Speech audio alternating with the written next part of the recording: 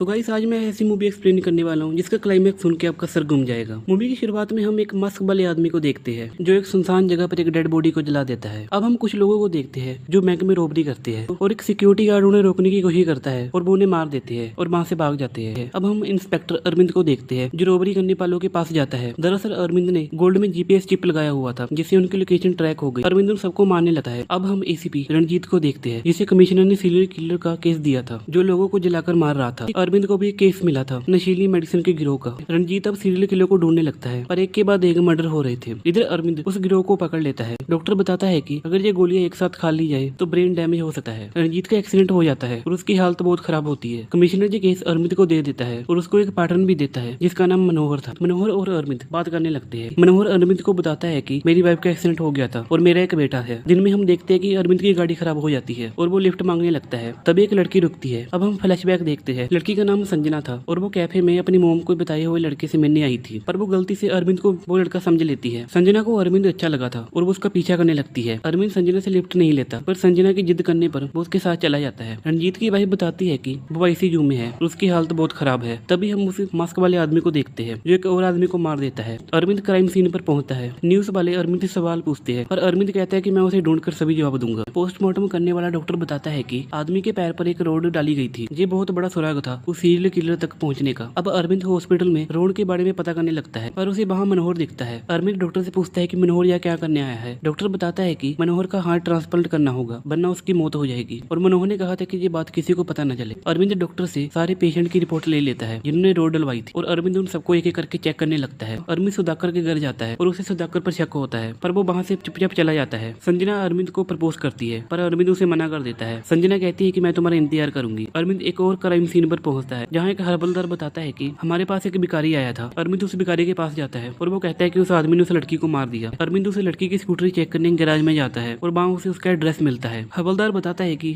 ये लड़की अपनी मिसिंग डॉग की रिपोर्ट लिखवाने आई थी। अरविंद कहता है कि तुम्हारे घर में ऐसा कुछ नहीं है जिसे देखकर लगे कि तुमने डॉग रखा था। अरविंद को अब पता चल गया था कि जिन सबका खून हुआ है वो सब जुड़वा थे। अरविंद तारा और सुधाकर से पूछताछ करने लगता है। वो बताते हैं कि खूनी ने पहले उनके भाई बहनों को किडनैप किया और फिर उनके हाथों से उन्हें मरवा दिया और उन्हें किसी को भी सच बताने से मना किया था। अरविंद उनको पूछता है कि तुम दोनों को किसी पर शक है। वो दोनों कहते हैं कि हमें बेंजामिन पर शक है। अरविंद ट्विन बर्ड स्कूल की प्रिंसिपल से मिलता है। वो बताती है कि बहुत साल पहले मेरे हस्बैंड और मैंने एक स्कूल शुरू किया था और हमने एक खास अपॉर्चुनिटी रखी थी कि ट्विन बच्चों पर सिर्फ एक की ही फीस देनी होगी। शांति कहती है कि हमारे स्कूल बहुत फेमस हो गया था। एक दिन हमने बेंजामिन को देखा जो चेस में बहुत अच्छा था और उसका भाई पढ़ाई में बहुत अच्छा था। वो दोनों ना थे। मेरे हस्बैंड ने उस स्कूल की वजह से उन दोनों को अडॉप्ट कर लिया। बेंजामिन का भाई फ्रांसिस पढ़ाई में बहुत अच्छा था और बाकी बच्चे उसे जलते थे और वो उसे तंग करते थे पर वो ये बात बेंजामिन को नहीं बताता था। बेंजामिन शांति को अपनी माँ मानता था। एक दिन फिजिक्स और केमिस्ट्री लैब में बेंजामिन और फ्रांसिस दोनों अलग अलग थे। तभी बच्चों को पता लगा कि फ्रांसिस को अंधेरे से डर लगता है और उन्होंने उसे तंग करने के लिए लाइट ऑफ कर दी। फ्रांसिस वही मर गया। शांति के हस्बैंड ने बेंजामिन को डॉक्टर सेंटर में दे दिया ताकि स्कूल की रेपुटेशन बनी रहे। शांति बताती है कि कुछ साल बाद हमारा स्कूल जल गया और मेरे हस्बैंड की भी मौत हो गई। अरविंद मैम से बाकी बच्चों का ड्रेस ले लेता है और उसे पता लगता है कि बेंजामिन उन सबको बर्थडे वाले दिन मारता है। अरविंद संजना के घर जाता है और संजना की बहन अरविंद को बताती है कि वो उसे प्यार करती है। अरविंद उन्हें सारी बात बताता है। वो सभी को वॉर्न करता है पर बहुत देर हो गई थी। सीरियल किलर धीरन को मार देता है। कमिश्नर कहता है कि तुमसे ये केस सोल्व नहीं होगा पर अरविंद कहता है कि मुझे एक और चांस दिया जाए। रणजीत अब ठीक हो गया था और वो अरविंद को बताता है कि मेरा एक्सीडेंट नहीं हुआ था बल्कि ये एक प्लान था। शांति अरविंद को कॉल करके बताती है कि बेंजामिन हर साल फ्रांसिस की डेथ एनिवर्सरी पर बेंजामिन की